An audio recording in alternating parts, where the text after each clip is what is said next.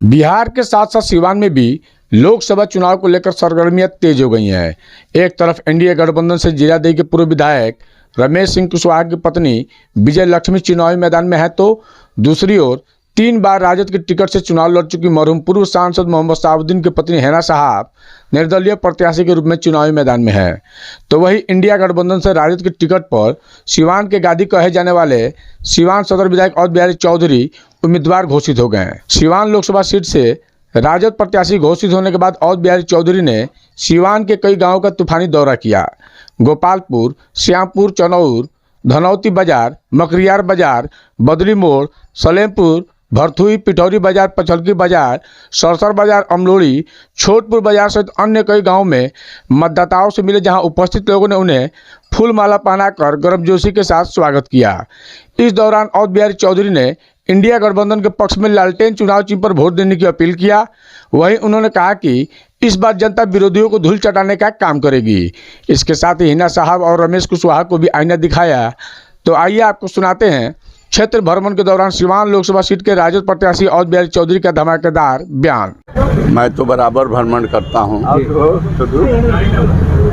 और जनता के बीच 12 महीना रात और दिन में रहता हूं और जो भी हमारे यहाँ जाते हैं उनका मैं नाम नहीं पूछता हूं, उनका गांव नहीं पूछता हूं और जो हमसे लोग उम्मीद करते हैं उनके समस्या के निदान के लिए मैं बराबर प्रयास करता हूं और प्रयास करता हूं उनके काम होते भी हैं, तभी हमारे यहाँ भीड़ लगते हैं। किसी नेता के यहाँ ज़्यादा भीड़ रोज़ रोज़ लग जाए तो समझिए कि नेता के द्वारा प्रयास करने पर काम हो रहा है, तभी लोग उसके यहाँ आ रहे हैं। तो अब लोकसभा का चुनाव है, 25 मई को सिवान जो पार्लियामेंट के मतदान का तिथि निर्धारित है, 6ठे चरण में हमें इंडिया गठबंधन ने प्रत्याशी बनाया है। मैं तब तक आप लोगों से कुछ नहीं कहता था। आप लोग पूछते थे कि आप चुनाव लड़ेंगे, तो मैं कहता था कि पार्टी जो फैसला मतलब है ना, गठबंधन में बड़े दिग्गज लीडर लोग हैं, उन लोगों के द्वारा हमें जिम्मेवारी दी जाएगी तो हम लड़ेंगे, नहीं जिम्मेवारी मिलेगी तो हम काहे लड़ेंगे। लेकिन अब हमें ऑथोरिटी जो है जिसके द्वारा यह फैसला लिया जाता है, उन लोगों के द्वारा मुझे आदेश मिल गया है कि आपको चुनाव लड़ना है, आप क्षेत्र में जाइए और क्षेत्र में जनता जनार्दन से मिलिए और उनसे अपना आशीर्वाद मांगिए। तो उसी क्रम में आज मैं सिवान प्रखंड के जो भिन्न भिन्न बाज़ार है, भिन्न भिन्न जो जगह है जहाँ हाट लगते हैं, वहाँ मैंने कल ही समय भेज दिया और वहाँ लोग इकट्ठे थे। आज का प्रोग्राम था सिर्फ हमको प्रणाम और सलाम करने के लिए। तो उसी क्रम में आज मैं 9 बजे से निकला हूँ और अभी मैं अमलोरी में अपने भाइयों के बीच आया हूँ, इनसे भी आशीर्वाद मांगने आया हूँ। जो चुनाव हुआ है, अमलोरी गांव के दरवाजे दरवाजे हम घूमने का काम किए हैं और इन लोगों से जितना बन पाया हमको स्नेह और प्यार लोगों ने दिया। तभी इन लोगों के जो भी शादी विवाह या किसी तरह के कार्यक्रम में हमको लोग पूछते हैं, तो अगर हम यहाँ रहेंगे तो उनके यहाँ हम जरूर आते हैं। तो है इन लोगों के प्रति इसलिए कि हम शांत स्वभाव के आदमी हैं और लोगों को चाहते हैं कि सब लोगों के साथ रहूं, सबको प्रसन्नता के साथ उनसे मिलने जुलने का काम करूं। यह काम मैं करते रहा हूं, यह पूरा बिहार जानता है। गर्म होना मेरे चरित्र में नहीं है। हम प्रेम के सौदा करता हूं और बांट कर नहीं करता हूं। समाज के सभी वर्ग के भाइयों के साथ मैं प्रेम का सौदा करता हूं, इसलिए कि आदमी आया है तो कुछ काम करना चाहिए। इसलिए कि सभी यह जानते हैं कि जो जन्म लिया है उसको एक न एक दिन इस दुनिया को छोड़कर चले जाना है, लेकिन कुछ काम करो, कुछ काम करो, जग में रहकर कुछ नाम करो। जो आया है वो जाएगा, राजा रंग फकीर। तो कुछ ऐसे महत्वपूर्ण छाप छोड़कर जाइए कि आपके नहीं रहने के बाद भी लोग आपको कहे कि वह आदमी अच्छा था, मिलनसार था, सबको लेकर चलता था।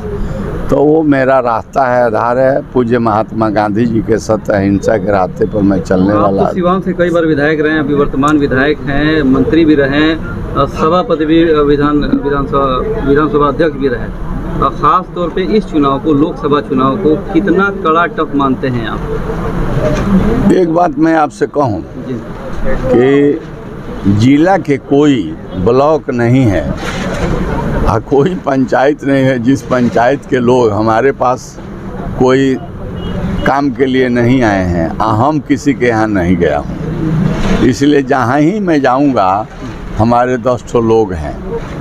मैंने उनके दुख सुख में शामिल होते रहा हूँ। इसलिए चुनाव तो जो इलेक्शन है उसको इलेक्शन मानकर लड़ना चाहिए, लड़ना चाहिए। बिल्कुल। तो ये जनता जनार्दन है, प्रजातंत्र में सब लोगों को चुनाव लड़ने का हक है, लेकिन फैसला तो जनता जनार्दन न करेगी। आपके साथ रही हिना साहब आपके सामने है, निर्दलीय चुनाव का घोषणा कर चुकी हैं। लगता है कि कहीं मुकाबला रहेगा आपका उनसे?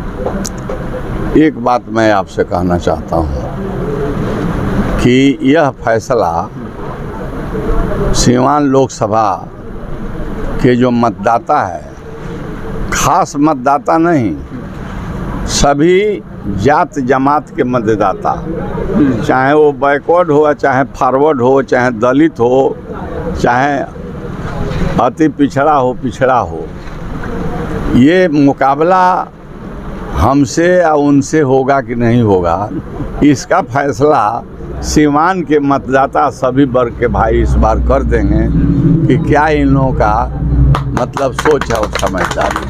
फैसला तो इन्हीं लोगों को करना है। मैं समझता हूँ कि आज के ज़माने में ये इलेक्ट्रॉनिक युग है जी। और घर बैठे बैठे लोग हर आदमी के अच्छाई और बुराई को लोग समझता है। और मेरा अपना सोच है, जो आप नाम रख रहे हैं, हमें कोई शिकवा शिकायत नहीं, कोई लड़ाई नहीं। हमें कोई किसी कैंडिडेट के बारे में, मैं आपके सामने कह रहा हूँ, मंच भी लगेगा तो किसी का ना मैं नाम लूँगा, ना किसी का मैं शिकायत करूँगा। अपने बारे में जनता से आशीर्वाद मांगूँगा, अपना नीति और सिद्धांत के बारे में मैं कहूँगा। इसलिए हमको किसी से दुश्मनी विभेद नहीं है, लेकिन जनप्रतिनिधि को जनता जिताती है कुछ काम के लिए जी। उनको उम्मीद रहता है कि हमारा प्रतिनिधि जीत कर जाएगा, तो कोई भी संकट आवेगा, कोई भी दिक्कत आवेगा तो हमारे प्रतिनिधि आराम से हमसे भेंटा जाए। आप प्रतिनिधि से लोग बहुत उम्मीद दूसरे तरह के नहीं करते, वो विकास के उम्मीद करते हैं। यह एक उम्मीद जरूर कहते हैं कि आँख से ओझल नहीं हो, हम लोगों के बीच कम से कम दिखलाई देता रहे, और ज़रूरत पड़े तो आसानी से भेंटा जाए। ये उम्मीद रहना चाहिए, रहती है। और मैं आपसे कहना चाहता हूँ कि मैं इस सोच और विचार से भली भांति अपने को, मैंने जो मैं कह रहा हूँ उसमें ढाल करके छात्र जीवन से ही मैं रहा हूँ। और मैं आपसे एक बात कहना चाहता हूँ कि हम अमलोरी में आए हैं।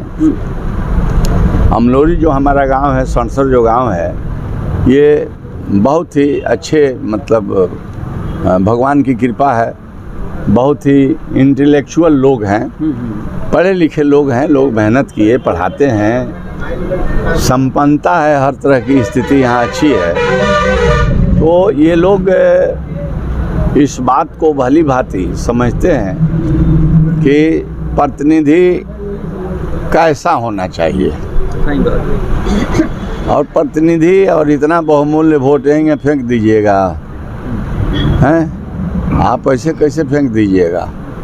आप कम से कम सोचिए, विचारिए, समझिए मैदान में कौन कौन लोग आए हैं, इसमें जो आया है उसके खूबी क्या है, उसके खामी क्या है, और खूबी और खामी को आकलन करके अपने इस बहुमूल्य वोट को देना चाहिए। मेरा अपना सोच है और मैं बराबर कहता हूं कि भाई आपके काम के लायक नहीं हूं तो हमें आपको क्या ज़रूरत है हमको चुनने के लिए।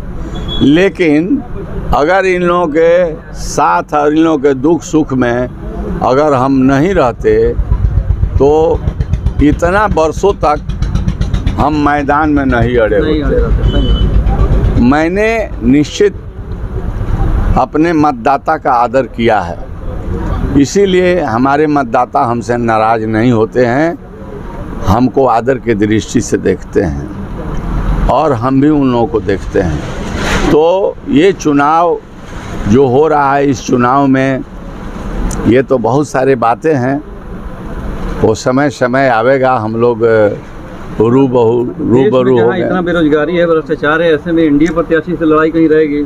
सवाल ये है कि जो बेरोजगारी है, बेकारी है, या जो दिक्कत है, पढ़ लिख करके लड़का जो है नौकरी के लिए ज़्यादा बेचैनी में है, मिलना भी चाहिए। पढ़ाइए का हम क्या करेंगे, दुनिया का रुपया लगाकर अगर उनको नौकरी नहीं मिलेगी। और जो देश में सैंक्शन पोस्ट है और उस पोस्ट पर लोग काम कर रहे हैं, चाहे स्टेट में हो, और जब वो जो है रिटायर कर रहा है तो सैंक्शन पोस्टें रद्द कर दिया जाता है। तो जब सैंक्शन पद नहीं रहेगा तो नौकरी कहाँ से मिलेगी? तो बड़ा भारी समस्या हमारे पढ़े लिखे नौजवानों के सामने है। इनको मतलब रोजगार नहीं, इन्हें नौकरी सरकारी चाहिए। तो नौकरी सरकारी चाहिए, तब पद जो सृजित है उसको ख़त्म नहीं करना चाहिए। और मैं आपसे कहना चाहता हूँ कि छोट मुँह बड़ बात नहीं कह रहा हूँ, मेरे हृदय में यह एक इन लोगों के बेरोजगारी मेरे हृदय के सामने है। और हमें जितना प्रयास करना होगा अपने स्तर से, मैं बिहार में भी 17 महीने में प्रयास किया हूँ स्पीकर की कुर्सी पर बैठ करके भी, और आज भी मैं कहना चाहता हूँ कि मैं जिस रूप में रहूँगा, ये बेरोजगार जो हमारे पढ़े लिखे भाई हैं, किसी वर्ग के भाई हैं, इनके रोजगार मतलब नौकरी इनको मिले, इसके लिए हम अपने स्तर से हमेशा हर फ्रंट पर मैं संघर्ष करूंगा, लड़ूंगा, लड़ाई लड़ूंगा और नौजवानों के पक्ष में मैं काम करूंगा। 25 मई को मतदान है, ऐसे में सिवान की जनता से अपील क्या करेंगे?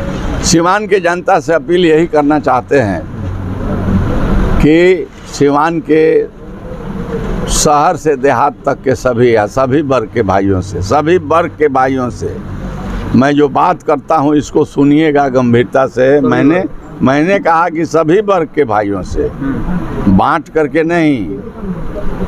मैं चाहूँगा कि हम आपके बीच, मैं भी एक इंडिया गठबंधन के मैं प्रत्याशी हूँ, और अगर हमारे मतदाता भाइयों आप लोग आकलन कीजिए और लगे कि यह आदमी मिलनसार है, कहीं मन तोड़ने वाला नहीं है, कहीं बुलाने पर आने वाला है, कहीं आवश्यकता होगी तो खड़ा हो जाएगा, तो हम तो बड़ा उम्मीद करते हैं कि हमको एगो अवसर दीजिए।